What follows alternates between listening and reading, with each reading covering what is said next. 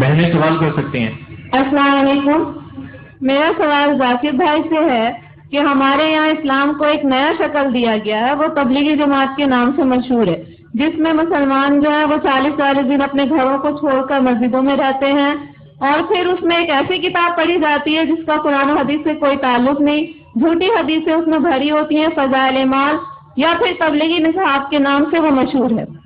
آپ اس کے بارے میں برائے مہربانی تھوڑا سا واضح کر دیں. دوسری بات یہ کہ فاتحہ جو لوگ کرتے ہیں اور اس کو یہ صحیح سمجھتے ہیں بالکل، اس کے بارے میں آپ کی کیا رائے؟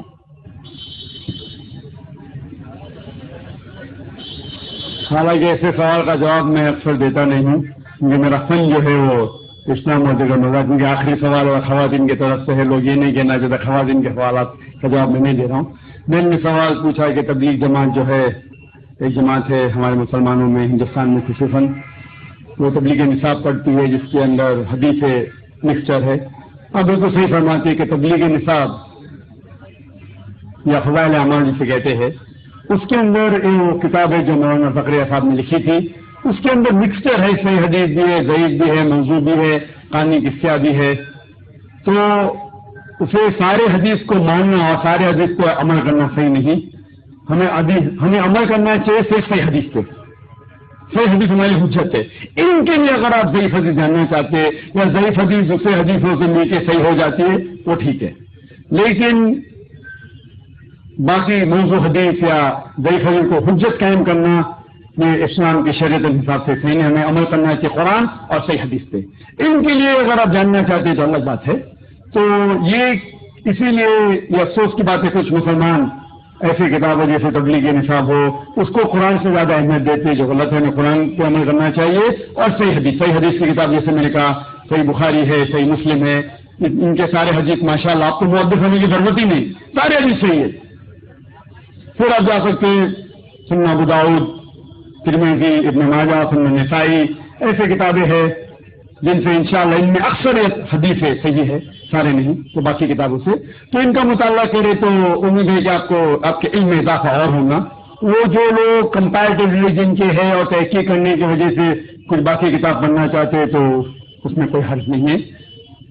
اور جو سوال تھا کہ 40 دن ایسا کوئی میں قرآن مجید کی کوئی آیت نہیں جانتا ہوں جس میں لکھا ہوا ہے کہ 40 دن کے لیے آپ کدھر جاؤ، یا کوئی صحیح حدیث میں نہیں جانتا ہوں جس میں لکھا ہوا ہے کہ 40 دن کے لیے آپ کام چھوڑ کے کچھ جانا چاہیے، یا گشت ہوتا ہے ہفتے میں 1 بار، مہینے میں کم از کم 2 بار، سال میں کم از کم 3 دن، زندگی میں کم از کم سال میں 40 دن، مہینے میں 3 دن، زندگی میں کم از کم 1 بار 4 مہینے. یہ سب چیز کچھ قرآن سے حدیث سے ثابت نہیں ہے، قرآن سے حدیث ثابت نہیں. لیکن ہمیں ہمارے مسلمان بھائیوں سے پریم سے پیش آنا چاہیے. افسوس کی بات ہے کہ ہمارے مسلمان بھائیوں میں اتحاد نہیں ہے. اس کی وجہ ہے کہ کم علم کی وجہ سے ہمیں ان سے پیار سے پیش آنا چاہیے، حکمت سے پیش آنا چاہیے اور قرآن حدیث کی دعوت دینا چاہیے، اصلاح کرنا چاہیے ہمارے بھائیوں کی. یہ کہنا کہ آپ غلط ہے اور شدت کے ساتھ ان کی مخالفت نہیں کرنا چاہیے. پیار اور حکمت کے ساتھ، جس طریقے سے میں کہتا ہوں تعالیٰ بہنوں کو مسلمان کے لیے کام کر سکتے ہیں اور اس بات کی طرف سے آپ اور ہم میں یکساں ہے. کیا یکساں ہے؟ قرآن ہے، صحیح حدیث ہے، یکساں ہے، اس کے اوپر عمل کرو. تو افسوس کی بات ہے کہ ہم حکمت کا استعمال نہیں کرتے، اسی لیے تفرق ہے. میں نے ایک تقریر دی تھی چنئی میں جنوری کے مہینے میں، یونٹی ان مسلم امہ، اسلام کی امت میں اتحاد. اور یہ تقریر انگریزی میں ہے جس میں نے فارمولہ دیا ہے کس طریقے سے قرآن اور صحیح حدیث کے اوپر عمل کریں گے تو انشاءاللہ سارے مسلمان اتحاد میں رہیں گے، ایک ہوں گے. جیسا اللہ تعالیٰ فرماتے ہیں سورہ عمران میں 3 آیت میں 103 میں واعتصموا بحبل اللہ جميعا ولا تفرقوا، اور ہم اللہ کی رسی کو مضبوطی سے پکڑے. اللہ کی رسی ہے قرآن اور صحیح حدیث. اس کو اگر ہم پڑھیں گے سمجھ کے، افسوس کی بات ہم قرآن سمجھ کے پڑھتے ہی نہیں. چند مسلمان قرآن کو سمجھتے ہیں، باقی لوگ تلاوت کرتے ہیں رمضان میں 1 بار 2 بار 10 بار. الحمدللہ تلاوت کیجئے، اچھی بات ہے، ثواب ملے گا. لیکن صرف تلاوت کرو اور اس کے اوپر عمل نہ کرو تو جنت میں جانے کی کوئی گارنٹی نہیں. تلاوت کرو، اگر آپ عربی نہیں جانتے تو اس کا ترجمہ پڑھو، اردو میں پڑھو، ہندی میں پڑھو، مراٹھی میں پڑھو، انگریزی میں پڑھو، جو زبان پہ آپ کو مہارت ہے اس زبان میں پڑھو. بخاری کا ترجمہ پڑھو، صحیح مسلم کا پڑھو اور عمل کرو. افسوس کی بات ہے کہ ہم قرآن مجید کو سمجھ کے نہیں پڑھتے، اسی میں کوئی بھی آدمی اپنے آپ کو عالم بول کے آپ کو گھومنے لے کے جاتا ہے. کوئی بھی کچھ بھی کیا فتویٰ دے دیا مان لیے. دیکھو ذاکر نائک جو اسلام میں کہتے ہیں وہ زیرو ہے، شونیہ، زیرو. اسی میں مجھے کہتا ہوں اللہ کہتے ہیں قرآن میں سورہ عمران سورہ نمبر 3 آیت نمبر 64 64 میں تالا کم تم سوال دینا پڑا. میں اگر کہوں گا تو اس کے اہمیت بھی کچھ نہیں. تو میں جو کہتا ہوں اسلام میں زیرو ہے. میں ہمیشہ قرآن حدیث قرآن صحیح حدیث. تو جو بھی عالم کچھ بھی آپ سے کہتا ہے اس سے پوچھیے کوئی ہاتھ بڑھانا تم، آپ اپنا ثبوت پیش کرو. ان کو مصادقین اگر آپ سچے ہے تو مجھے یاد ہے سورہ بقرہ کی سورہ نمبر 2 آیت نمبر 111 میں کوئی ہاتھ بنانا تم ان کو صادقین. آپ اپنا ثبوت پیش کرو اگر آپ سچے ہے. اگر آپ کے ثبوت پیش کریں گے تو اسلام میں ہر مسلمان کو 40 دن جانے کا، تو میں جاؤں گا بے شک. 4 مہینے جانے کا جاؤں گا بے شک. آپ نے پوچھا فاتحہ صحیح ہے کہ غلط ہے؟ سورہ فاتحہ پڑھنا اچھی بات ہے الحمدللہ، اس میں کیا بری بات ہے.